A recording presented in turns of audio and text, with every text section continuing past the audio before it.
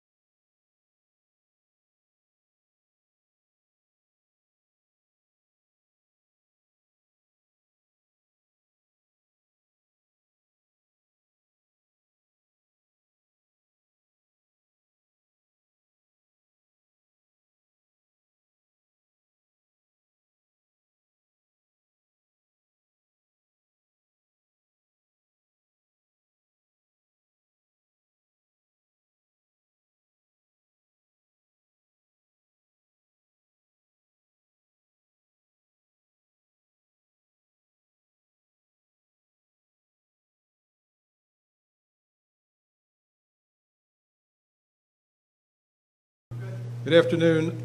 My name's Good afternoon. My name's John Carney. I'm the governor of the state of Delaware. I'm joined again today by the director of DEMA, the Delaware Emergency Management Agency, A.J. Shaw, who's our point person in a response to the COVID-19 pandemic. We're here for a briefing, try to get some information out to the public about the situation here in Delaware. I'll start with that. Dr. Carol Rattay, who's the director of the Division of Public Health, she and her team are just doing amazing things through this whole pandemic, and we appreciate her and her staff. Before we get started, I do want to make a shout out and a big thank you to all the hospital workers. They're really on the front lines treating people who come in, some who are getting tested and are positive, others who are not but are treated in the hospital. They're doing a wonderful job. They're standing up our statewide testing program with 7 sites across the state. We're doing more tests than ever and thousands of tests over the course of the last several weeks. I think we're up to 7,000 or 8,000. We'll talk, Dr. Rattay will talk a little bit about that. AJ has some comments about our planning for the surge and alternative care sites, both here in Newcastle County and Kent and Sussex County as well. And I'll try to frame the issue in terms of the thinking and the data that drives our decision-making process. Kind of everything that we've tried to do here and the decisions that we've made have been with the objective of minimizing the health impact and the economic impact on Delawareans, saving lives and protecting people's health and safety. And so when you think about that, the major objective really is to limit the spread of the virus across our state, to protect mostly senior citizens who are most at risk.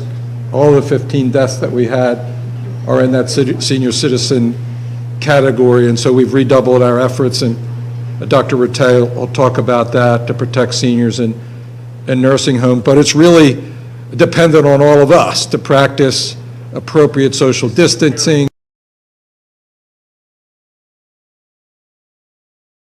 Hey Delaware, during this coronavirus outbreak, it's important to remember one thing. We're all in this together.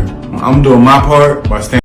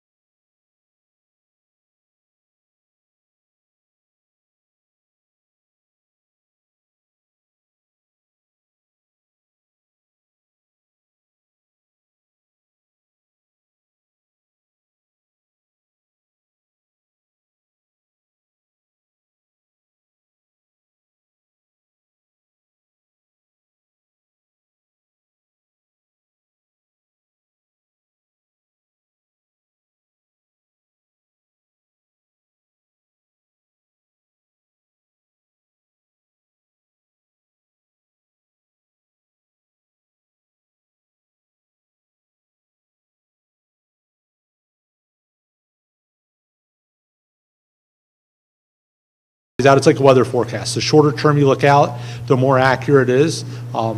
We need to make sure that we are erring on the high side of some of these numbers, hopefully, and not taking into account what the orders the governor put out almost 2.5 weeks ago now.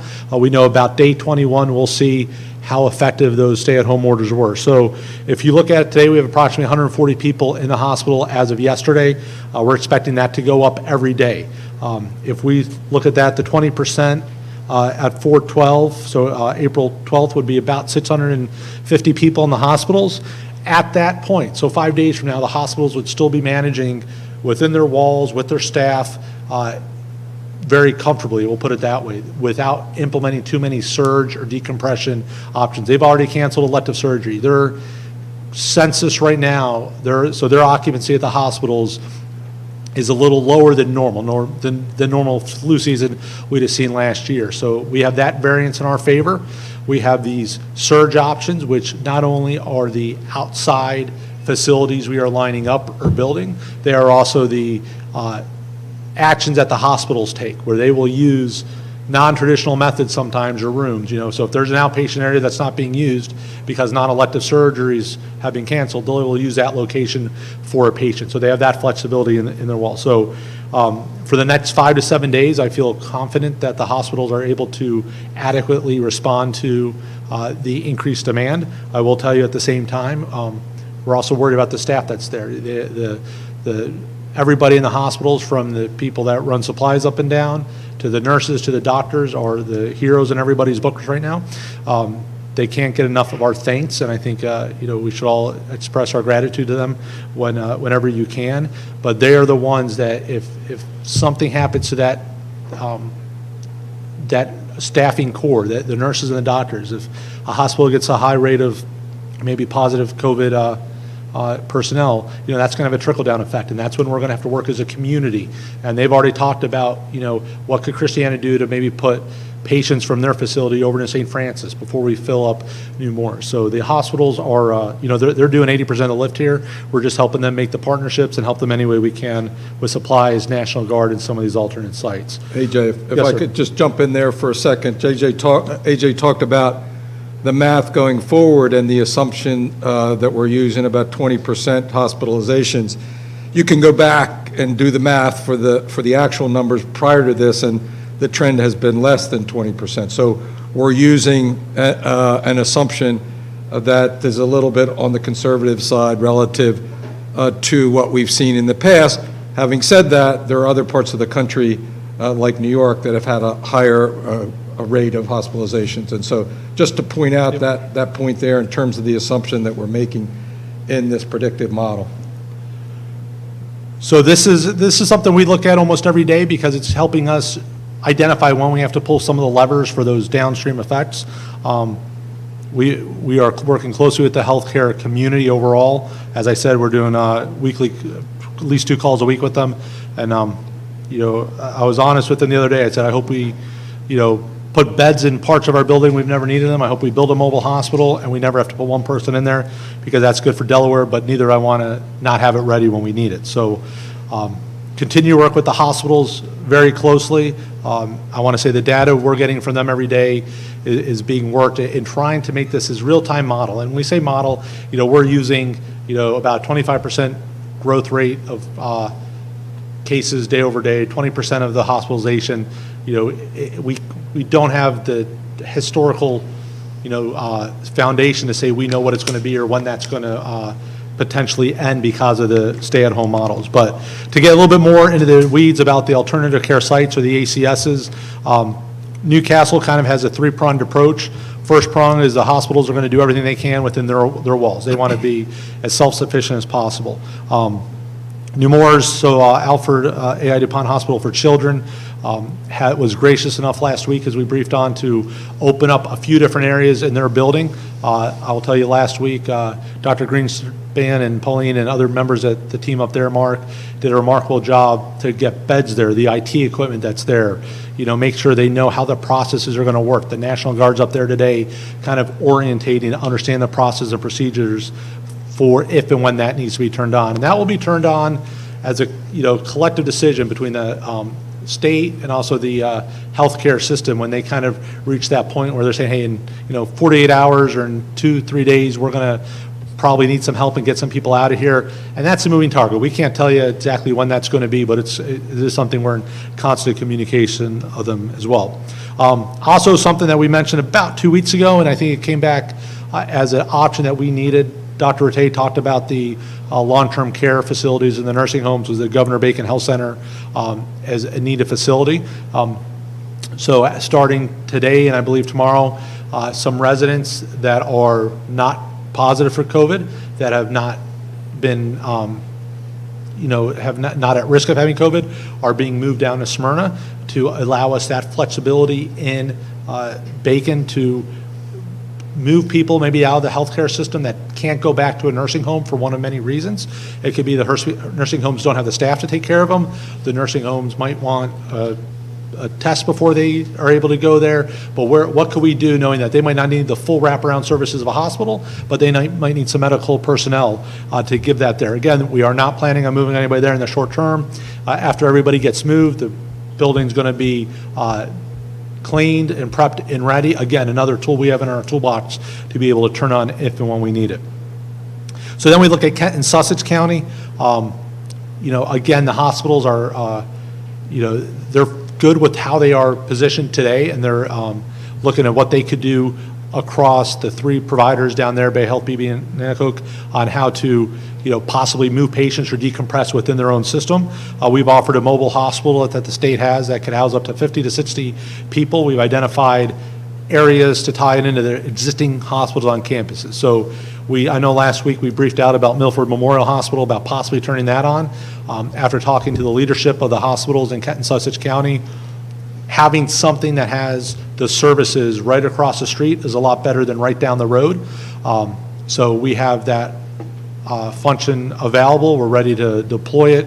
We have a common operating or a ConOps plan with them to say what triggers are we looking at to push it down there and where, because we want them to tell us where it's going to be the most impactful, where they have those nurses, doctors, and that staff to help it, and then we're going to support it with the National Guard, Medical Reserve Corps, or however else we need to lean on our partners to do so.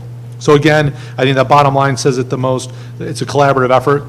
Everybody wants Delaware to succeed. Everybody wants our hospital and our healthcare providers to succeed, as they've already shown across the country in New Jersey and New York, Florida, Michigan, and other places that have already had some of these hot spots.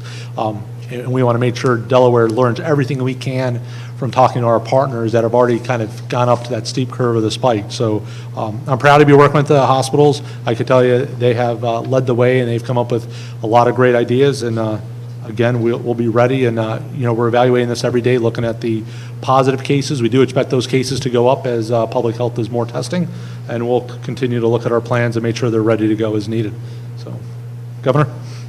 So thank you, Director Shaw. Thanks for your great work, particularly the partnership with the hospitals and the collaboration that goes on a day-to-day basis, really focusing on these alternative care sites. And you probably mentioned it, but the idea there is to move patients who are not COVID-19 positive out of hospitals to free up space within the hospitals to be able to provide that critical care that they need, and not so much to move COVID-19 positive patients into those facilities. So that work is really coming together as we look at the predictive model, and that's why we follow it on a day-to-day basis and try to get the best numbers we can, is to have some idea about when we're going to stand up one of those sites. And I know you're in constant communication with the hospitals, and they'll help us make that decision, and it's partly, it affects them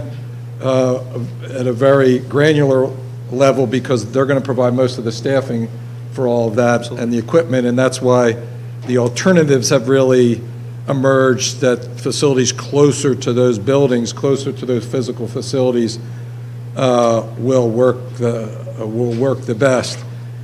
If you look back at the model, if somebody could put the graph, the objective of all these things that we've been doing in the declaration of the state of emergency is to reduce the community spread, to reduce the spread of the virus in the community, so as to preserve the critical hospital treatment capacity that's necessary for the sickest patients. And so that hospitalization number we look at every day, try to predict where it's going to go in the days ahead. And as we've been saying for the last several days, the next 2 weeks and maybe a little beyond we're really going to be critical for here in our state. We're going to see the number of positive cases continuing to trend up in a way that's going to look frightening, I think, to all of us, and very concerning. We're going to see the number of hospitalization, those hospitalization numbers go up as well, and we're preparing for that so that every patient that enters a hospital in Delaware can be treated and be safe. So here, we're in this together. You know, we've been saying this all along. We have a stay-at-home policy or order in our state. Practice basic hygiene. Wash your hands and wipe down surfaces that are touched often. And think about your neighbors. You know, what you do affects your neighbors, and what your neighbors do affects you. And if we're all able to do these things, and the effectiveness, our effectiveness in doing these things will help save lives in the long term, and that's what it's all geared to do. So I, again, want to thank all our first responders, all our public health workers, all of AJ's team, and the local fire departments and ambulance services and the rest.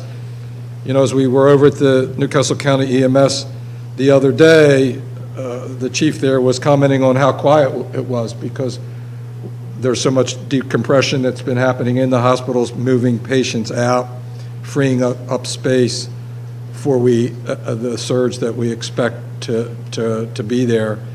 And so we continue to be vigilant about being ready, to be guided by the science, and to ask all Delawareans to pitch in and do their part.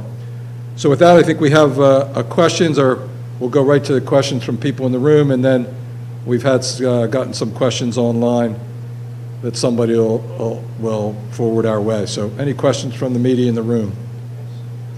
Please go ahead. I think I've got a microphone. There you go. All right, Governor, I've got quite a bit, actually, from colleagues. Could you just say your name and your... Esteban Parra with the News Journal. So, one question that was asked, or I was asked to ask, is the mask. How do you, or what is your recommendation for wearing a mask? One governor says wear it all the time when you're outside. Others say just when you're around people or in close proximity. What is your answer to that? Yeah, so when the CDC kind of changed its advice over that, around that, and I'll ask Dr. Rattay as well to comment, you know, we kind of changed our advice on it as well when we're developing a public guidance. What CDC has said that wearing a cloth mask like that will help not so much protect the person wearing the mask, but protect others around them to catch that respiratory particles that are released when you breathe, spit, or sneeze, that kind of thing. And so it's been recommended as an extra measure to help protect the spread. But you got to be careful with it, right? And that's why we're kind of fine-tuning the guidance. It's not for everybody. It's not for, you know, workers it's really for people going out when they go to the grocery store. A little tough to do all the social distancing as appropriate, right? 6 feet away and that type of thing. And it's not necessarily recommended for use in all circumstances, particularly certain work circumstances don't require it. And so we're working on the nuance there. We also don't want people to get the impression that they should go out and get an N95 mask because they're in short supply, right, for first responders and healthcare providers. Now, having said that, we think there's a positive that can be gained from that for people using it when they go out to the grocery store. It should also not be a replacement for the guidance on social distancing, on a proper hygiene. So we're working on that messaging. Dr. Rattay? Thank you, Governor.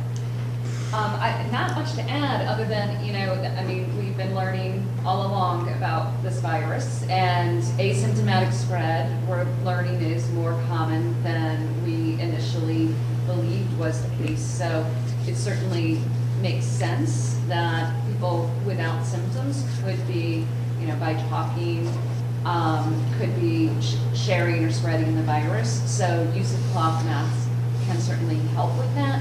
But as Governor Carney just said, we also want to make sure people know that wearing masks is not a substitute for appropriate social distancing and hand hygiene, as those are incredibly important.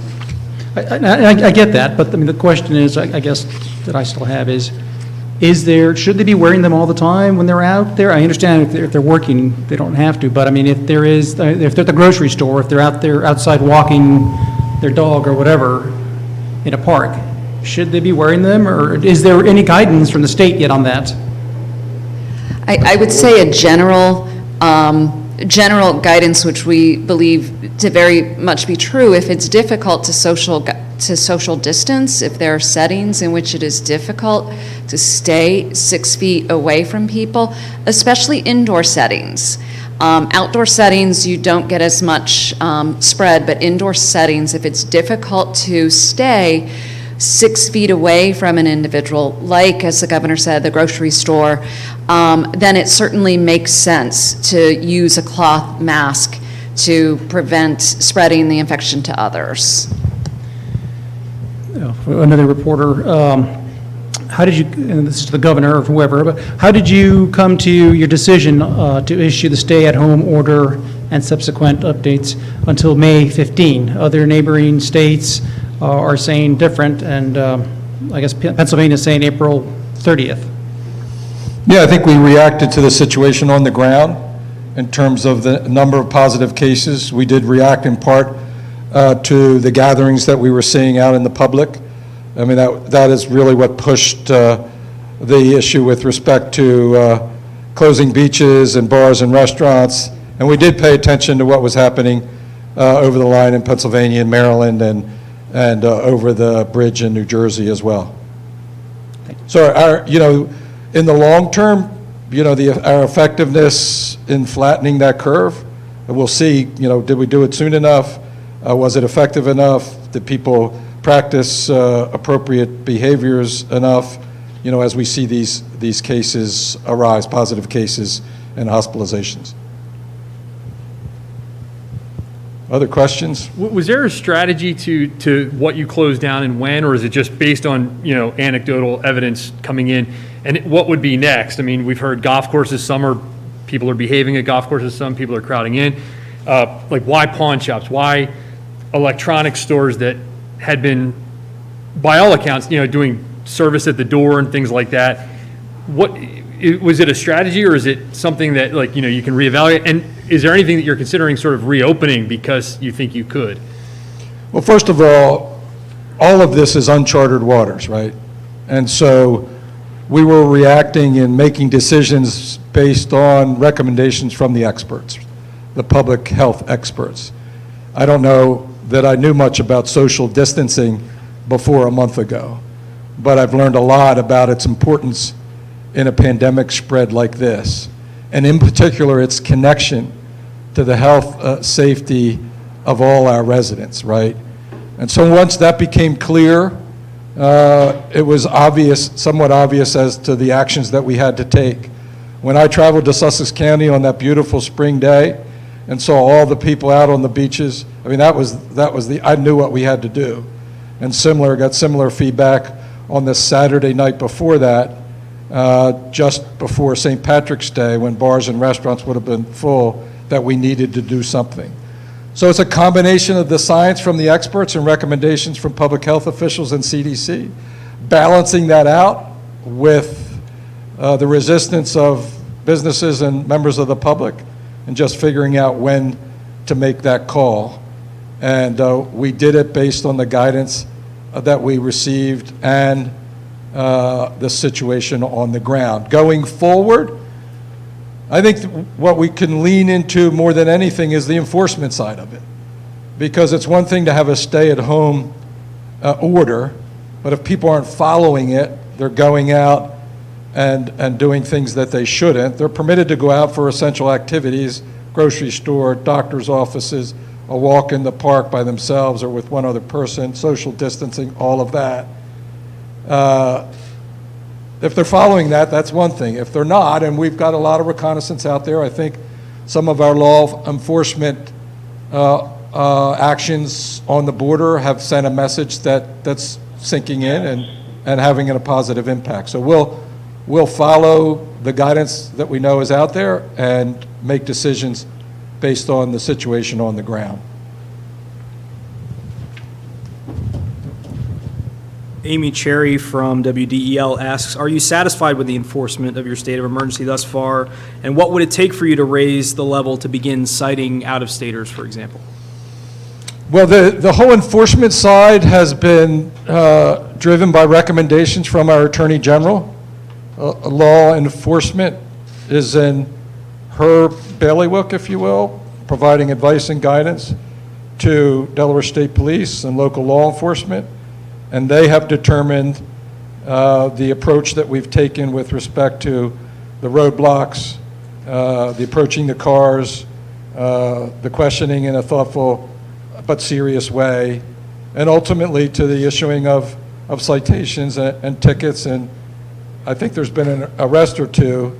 I'm not sure it's been by Delaware State Police, but the guidance has come from the Attorney General on that. And we have measured our action based on businesses that were determined to be essential, but they've just not been able to enforce the appropriate behaviors and social distancing. I know as I go out to some of the big box stores, 2 weeks ago I went into one and it was a disaster. Today I go out, the other day I went out to the Home Depot up there in Northtown Plaza. Everybody was neatly in row, lining up 6 foot apart, and they had more demarcations inside the store, just as we had required with our executive order amendment or our declaration amendment.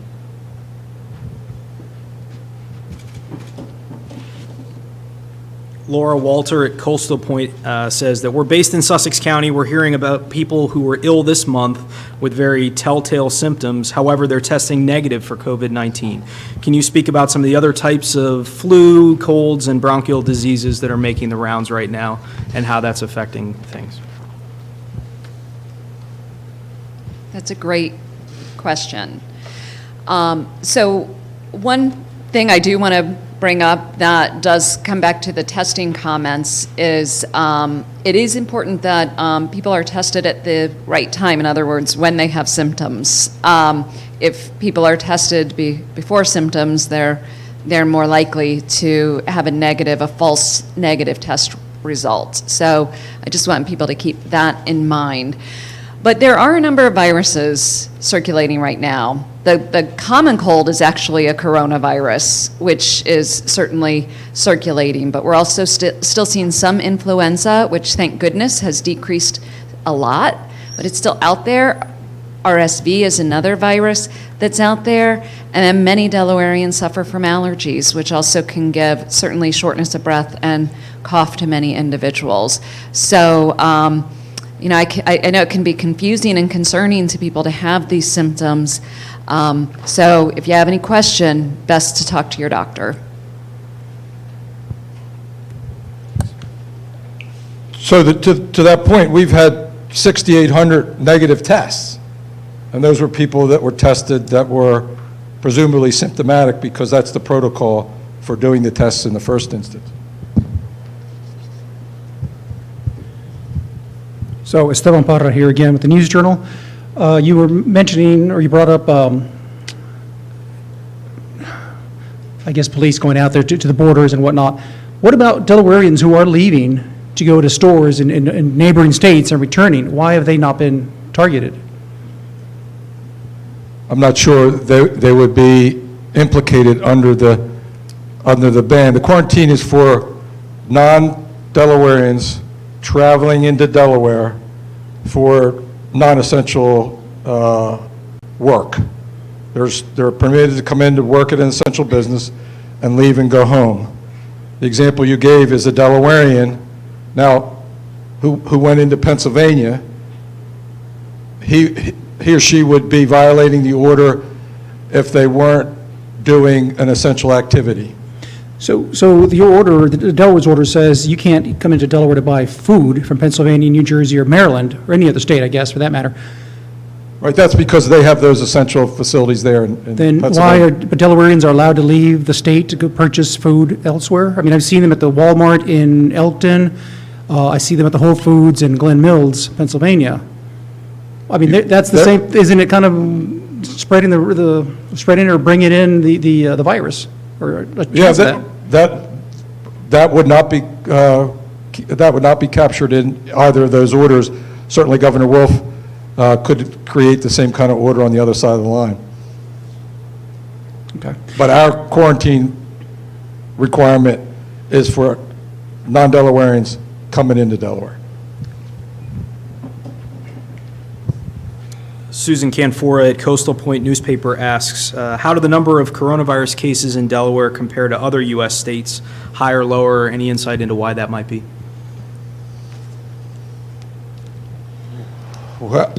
So I don't have the numbers in front of me, but, you know, very often what we'll do is we'll look at a percentage of population and kind of see where we are versus Pennsylvania, Maryland, New Jersey, and specifically New York. And, you know, we knew we were trending a little bit behind them.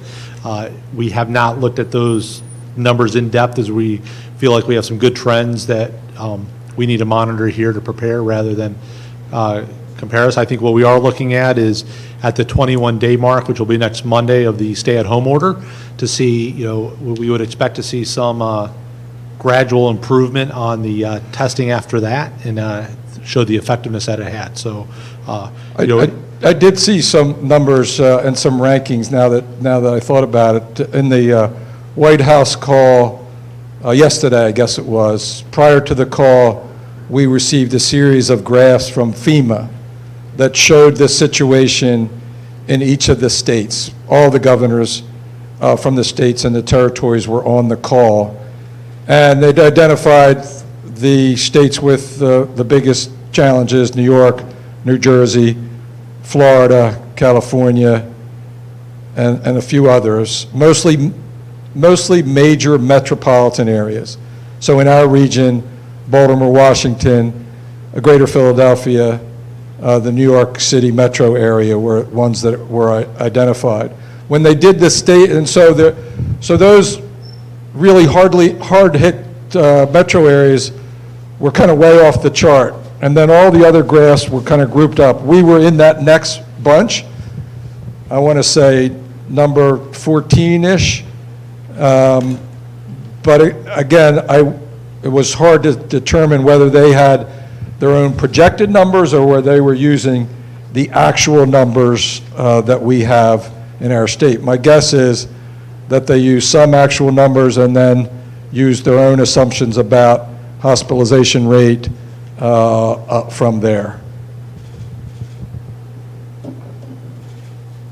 And then, by the way, there's a whole series of states in rural America which don't have high rates as a percentage of their populations. And so if you look, it's really concentrated in the large population metros across the country. All right, this will be the last question, and it comes from Tom Lehman at WBOC. He said, we've gotten at least one report of people who are Delaware residents that are being left temporarily homeless because of the hotel closure that was instituted effective tonight due to extenuating circumstances. What should they do when a hotel they booked for a month decides to shut down? So that shouldn't happen. We have permitted hotels that provide those services to stay open for that. We also have a team that's working on the homeless issue, and they've been identifying just the opposite. They've been identifying hotels so that the homeless have places to go, and we're hearing back from various communities that is occurring. So the situation that you described, or that Tom Lehman described, shouldn't be happening under our order. And maybe it's an individual who we need to reach out to make sure he or she has the accommodation that we're making out there for folks. Dr. Rattay, anything you want to add to that? I suggest calling 211. So have Tom or whoever he heard from call 211 and take it from there. So I'm giving the wrap-up signal. So again, I want to close by thanking all of the workers at Public Health. I also want to thank state employees and county and town employees who are working through this emergency declaration. We have a number of those folks in the room. We appreciate your patience and the service that you provide to the people of our state. We are providing service to Delawareans through state government with more than half our workforce working remotely. Obviously, we have a lot of employees who are emergency type personnel in our prisons and juvenile detention centers, law enforcement, public health that are out there on the front lines, and we appreciate their great work. Thank you to all our partners, particularly the hospitals, and lastly, just to say that our success in protecting Delawareans from the virus depends on each and every one of us. We all have a role because we all can either abide by the emergency orders and exhibit appropriate behavior in public, social distancing when you're out at the park. We'll have some advice and guidance coming for the cloth masks, being cognizant of your elderly neighbors and relatives to make sure that they're doing well, and thinking about your neighbors as well as yourself. So thank you very much, and we'll talk to you soon.